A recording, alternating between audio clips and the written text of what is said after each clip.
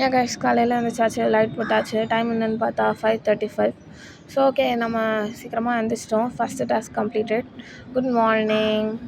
அடுத்ததாக பல் விளக்கணும். போய் பேஸ்ட் ப்ரஷ் எல்லாத்தையும் எடுத்து ரெடி பண்ணிவிட்டு பல்லெல்லாம் விளக்கி முடிச்சுட்டு தண்ணி குடிக்கணும். எம்டி ஸ்டொமக்கில் 2 glasses of water. Task completed. ஸ்லிப்பர்லாம் போட்டு எங்கே கிளம்பியாச்சு அப்படின்னு பார்த்தா சன்ரைஸ் பார்க்கணும்ல நெக்ஸ்ட்டு. ஸோ அதனால் நம்ம நடந்துகிட்டே இருக்கோம். ஏன் நம்ம காலையிலேயே சன்ரைஸ் பார்க்கணும்? ஏன்னா அப்போ தான் நம்ம சீக்கிரமாக எந்திப்போம், நைட்டு சீக்கிரமாக தூங்குவோம். ஸோ நம்ம பயாலஜிக்கல் கிளாக்கே ரீஅரேஞ்ச் ஆகும். So this is the reason behind seeing sunrise everyday. Okay, நம்ம மொட்டை மாடிக்கு வந்தாச்சு. சுற்றி முற்றி தேடி தேடி பார்த்துட்டேன். பட் ஆனால் சன்னை மட்டும் காணும். லைட் வந்துருச்சு.